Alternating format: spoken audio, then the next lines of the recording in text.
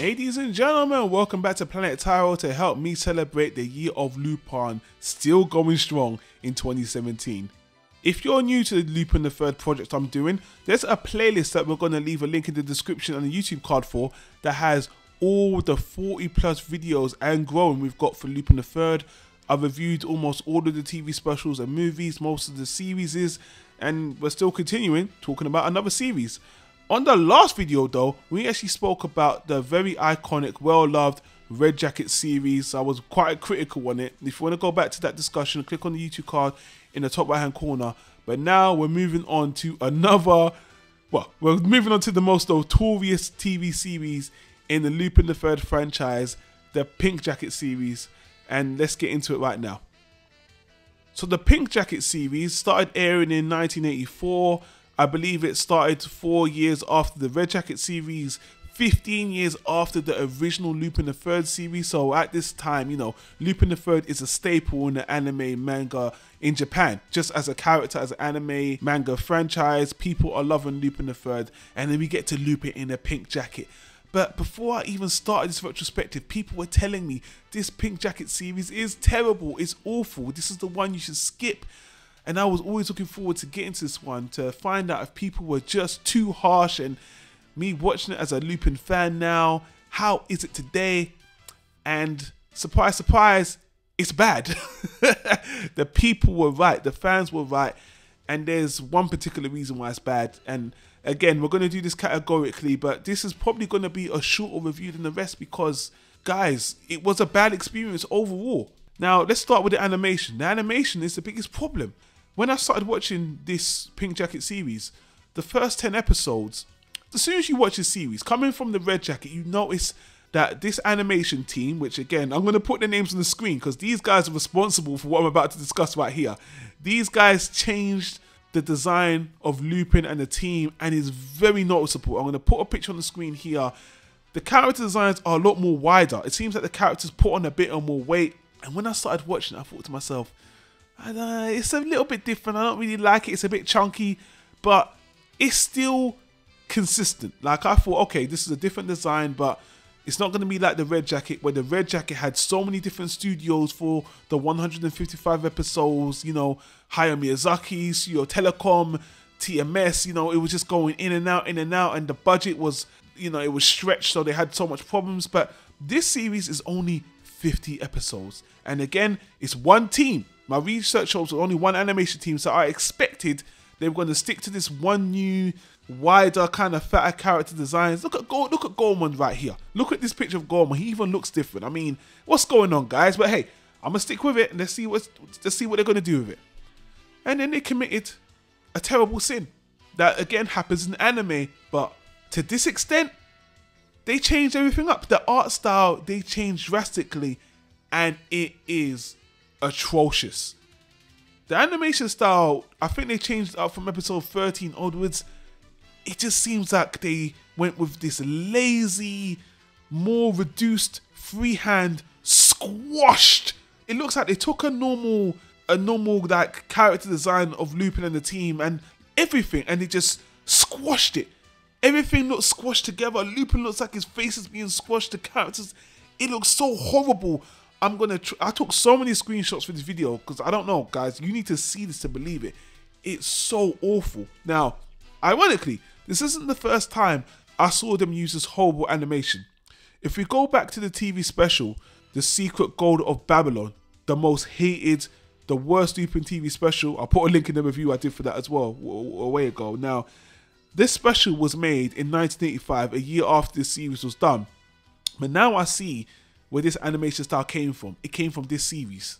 Look, I would like to say, oh, it's budgetary, but it's not budgetary. I did the research, guys. It's the same team that decided that, I don't know, maybe the fans didn't like the more wider character design, so let's compact them and make it more weird. It just looks lazy. It looks lazy. The coloring is duller. It looks so bad. The characters are so out of proportion. Let me tell you something. I kind of prided myself. If you guys follow my anime reviews, I always pride myself in saying anime nowadays is too focused on looking pretty, looking, you know, great.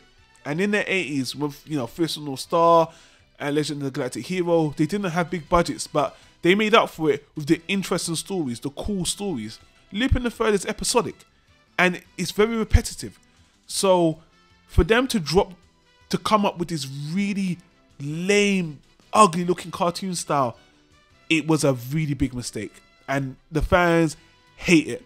The legacy of this series is really bad based on this animation choice, which again, it would be one thing if the story was good. Let's jump to the story, because this is a double whammy. So once they changed the animation style, the tone of the episodes, because it's episodic, also changes to being ridiculously goofy. It was goofy before in those first 10 episodes that were okay, but then when they changed the art style, it's like they went in with a conscious decision to not only make it more freehand and compacted and look weird, but let's also make it more whimsical and more silly. Look at this picture of the Lupin opening. When they changed the Lupin opening to kind of reflect this new art style, it's Lupin's body stretching the letters of his name. I mean, this alone shows you. Actually, do yourself a favor. Watch any of the early episodes, like the first 10 episodes, and watch the opening. That opening shows the wider animation they were using. Then jump to episode, I think it's 37 onwards, and check that opening, where they used to squish down character designs, and you can see how they changed the tone of the animation and the story and just the whole spirit to make this series a very painful slog. Let me tell you something, guys. This might not make sense to you, but I found this series so painful to watch that I actually took a weekend off just to get it out of my way. I didn't want to extend the pain of watching this series because the animation and the story was so bad. I had to get it out of my life, and it really is as bad as the people say. Now, what are the positives to the series? Because there's always positives. The positives to the series are the music. The music done by Yuji Ono, the classic Lupin composer, is really fun because she went this time not with the classic Lupin the Third, the theme that we've heard for years, but she went with an 80s, super 80s theme. And I should have mentioned this before, the whole theme for this Lupin series in particular is a very American, Hollywood, action, 80s tropey theme, which is an interesting idea. And again, for the first 10 episodes, it was interesting. But then in the later episodes, when they went with this scratchy, silly art style and tone, it didn't work. But the music was really good. What was the opening theme? I think it was called Sexy Adventure. That is super catchy. That is the shining point to the series. The ending theme is good as well. And they just use variations of those two themes through the whole anime. So again, even though the sound is good, it's not as varied as the other series, which is a bit of a disappointment. The classic Lupin theme is not there.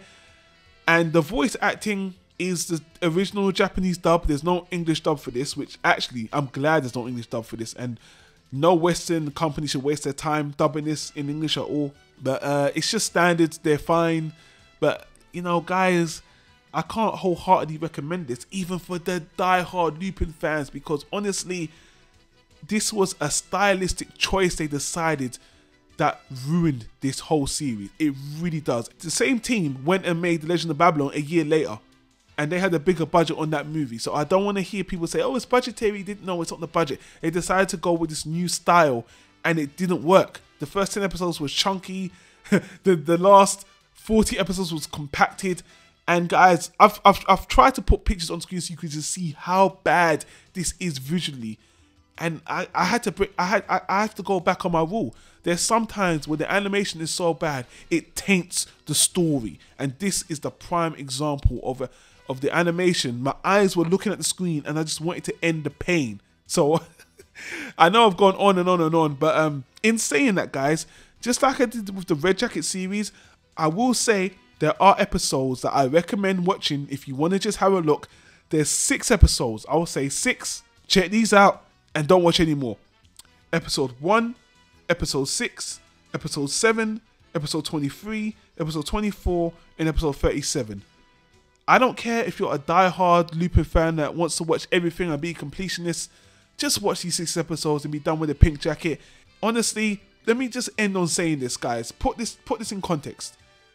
After this TV series, Part 3, they didn't make any more TV series for almost 3 decades, 30 years. They just decided that, yeah, we're going to stop making series and just make TV specials. Now, I couldn't find a particular reason why, but I just, honestly, the reception and the legacy of this show is that it's so bad. Nobody wanted to see Lupin on TV regularly anymore if they were going to do that. So they just stuck to the TV specials, which honestly was a good idea, because when they did come back in the, in the 2010s with the woman named Fujiko Mine, the animation had gone so far in the future in development that it was, Lupin is so much better in this day and age.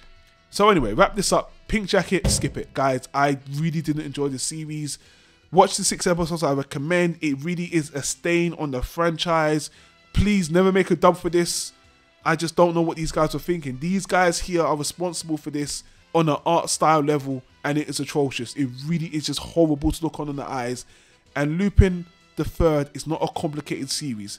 Misadventures, crime, but here's the thing that elevates it. Great animation elevates Lupin the Third. When it's animated well, the Castle Cagliostro or the Film Conspiracy or any of the recent TV specials like Jiga's Gravestone, it's a simple adventure story that needs good animation. You've already got the good voice work, that needs good animation to make it enjoyable. If you tank the animation and make it this bad where it looks like it's that TV show Two Stupid Dogs, you've really messed this up. So that's my opinion on Lupin the Third, the part 3, the Pink Jacket. I'm even getting frustrated just talking about this, guys. Let me know what you think in the comments down below. I might be harsh on this one, but generally this one is frowned upon. But if you disagree and you like the series, it's just my opinion. I want to hear what you guys think. Leave it a comment in the comment section down below. But again, this one had a lasting effect on them making TV series. It's a 30-year gap. So let's just let that sink in. Pink Jacket, no more TV series until 30 years later. Thanks to Pink Jacket. That's my take of this. So anyway, guys, if you like the video and you like my rant, because basically it was more of a rant than a review, give us a thumbs up on the discussion. Please leave your comments down below whether you agree or disagree. It doesn't matter. I want to hear your opinion no matter what. Subscribe to the channel, and I'm going to enjoy jumping ahead into the future on the most recent Blue Jacket series, because that is the last one we haven't covered yet. And the animation looks gorgeous. Hopefully the storyline's good. So I'm going to watch that one very slowly, so that won't be coming as soon as the gap between the Red Jacket and this one. Let me sit back and enjoy that one and come back with a more detailed review, because I think this review was a lot shorter just because I was more ranty. But anyway, guys, thanks for watching. Click the annotation on the screen if you want to see more Lupin content. Thank you for subscribing and joining the channel, and I'll see you on the next Lupin the Third video or any of the other videos we do here on Planet Tyro. Thanks for watching. Take care. Peace out.